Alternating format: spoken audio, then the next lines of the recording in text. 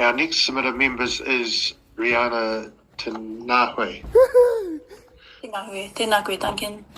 Tēnā koe, Riana. Lovely to have you here. We've got you for 10 minutes. Let's go, girl. So I won't take up any more time. I'll hand straight over to you. Kia ora. Bye-bye. Kia ora, I take my submission as read because I'm going to be freestyling from it anyway. I made a couple of TikToks last year explaining the actual treaty principles and where they came from, and those TikToks gained a lot of interest. I had Southern Waikato farmers thanking me for the explanation, emails requesting to show them on a big screen at the Whakatane Saturday markets, a law firm in New Plymouth showing them to all staff, and most importantly to me, my dad getting calls from his old boys rugby mates saying that for the first time ever, they understood what the arguments were about. This shows clearly that the majority of New Zealanders don't know what the treaty does and that the ACT Party is relying on that. I haven't seen them put any effort into actually educating New Zealand on where the principles come from, other than railroading people to their website, which people can tell is sneakily worded. And that's because if all New Zealanders actually understood the history of the Treaty of Waitangi and what the principles do, the only people who would be left on his side are Hobson's Pledge. Because New Zealand culture is about looking after people, stopping on the side of the road to help with a tyre, being fair and doing what you say you're going to do. And honouring the treaty fits perfectly in that category. On this basis, I want to talk about a couple of the points David made in his oral submission and his interviews afterwards. Yeah, girl. David says that New Zealanders have been excluded from the conversation and everyone wants to be involved in deciding what the treaty principles are. On that basis, David and Hobson's Pledge have to be disappointed by 300,000 submissions. There's over 3.5 million registered voters and not even 10% cared enough to put a submission in. And the reason behind that is because most New Zealanders don't care. Pākehā New Zealanders don't feel oppressed by the Treaty of Waitangi, and Māori don't feel advantaged. It's genuinely delusional and disrespectful to say that Māori are advantaged. I wish someone could go back and tell my dad that he could just use his Māori privilege while he was cold calling people out of the white pages, asking if they need an arborist. To say that Māori are advantaged is an insult to all hard-working Māori. For anyone who might be wondering why David is so upset by the Treaty of Waitangi when most people don't think about it at all, it's because it's an inconvenience to people who want to thrash the environment. Mining the seafloor, drilling for oil, forestry. If you watch all of David's interviews about this issue, he goes on and on about the Resource Management Act and the fact that iwi have had the right to be consulted when someone tries to do these environmental projects. So the only people who are really oppressed by the Treaty of Waitangi are overseas companies and big developers who are trying to get their grubby mitts on New Zealand's environment. Because I guarantee you that normal New Zealanders are not lying awake at night, staring at the roof, thinking about the treaty provisions in the Resource Management Act.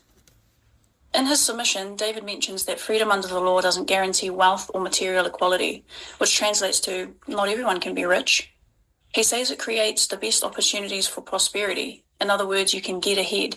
And I don't disagree with this point he's made, but it comes down to whether you think that's the goal or not, where a handful of people can get ahead and get super rich, but it relies on everyone else being left behind. There's no reason we can't have the opportunities to get rich if you work hard, but if you're not lucky in a lot of the ways that you need to be, that doesn't mean you're screwed. I want to directly quote David here. He said, every country in the world is in the business of trying to help people, and that non-Māori are also disadvantaged. First of all, helping people is not a business. Secondly, of course, non-Māori are also disadvantaged because the way things are set up right now is for some people to get ahead, which relies on everyone else being left behind. That's why we have 2-income households working full-time, still struggling to pay bills. But that's not the Treaty of Waitangi's fault. The point that David has conveniently forgotten is that when Māori get left behind, they get left further back. Māori die nearly 7 years earlier on average. Nearly 70% of kids in Oranga Tamariki are Māori. Māori suicide rates are nearly twice as high. I'm not rehashing all the statistics because at the end of the day, I know that David already knows, but his answer just seems to boil down to someone's got to be in poverty. The main thing David Seymour has been successful in is drumming up a strange victim complex among a really small group of Pākehā. He's told them that they're missing out on tino rangatiratanga and now they feel ripped off. But most people still don't know what tino rangatiratanga is. Tino rangatiratanga looks like Kohanga Reo and Kura Kaupapa, which are Māori language immersion schools that teach Māori values, who have achieved better statistics on passing NCEA and merit and excellence endorsements than mainstream schools. Tino rangatiratanga looks like actually letting iwi help Oranga Tamariki look after kids. If New Zealanders had any idea how badly the government has been fumbling Māori kids in Oranga Tamariki's care and how long iwi have been scrapping for the right to look after these kids, people would understand why the treaty is necessary. He says, where in the world has dividing people by race worked? Firstly, that's so dramatic. The treaty doesn't say Māori can go to Pack and Save, but Pākehā must go to Countdown. It's just upholding treaty rights. That's a contract. If New Zealand can't stop breaching the very first contract it entered into, then that must make New Zealand a terrible place to do business in. Secondly, Canada. Canada has their treaty rights actually written into their constitution, and they're not going down in a burning pile of poverty and civil war. The last point I'd like to make is that David says the bill is all about equality and that he only wants to start a national conversation. If it's all about equality, I wonder if he knows that the main argument for a capital gains tax is equality. Basically that it's not very equal that rich people get to skip paying tax because they don't make their money through wages. But strangely, we haven't seen David upset about unequalness when it comes to tax. So I would just like to plant the seed or start a national conversation that any future referendum about equality, whether it's in 10 or 20 years' time, should focus on a capital gains tax just for, economic efficiency. Heoi anō, hei whakakapi ake I konei. The government needs to wake up. New Zealand's statistics for homelessness, prisoner reoffending and child poverty are so embarrassing on an international scale. It's clear that what we have right now doesn't work. So it's time for the government to actually embrace tino rangatiratanga and the traditional Kiwi number 8 wire mentality and start being real world leaders in Indigenous relations.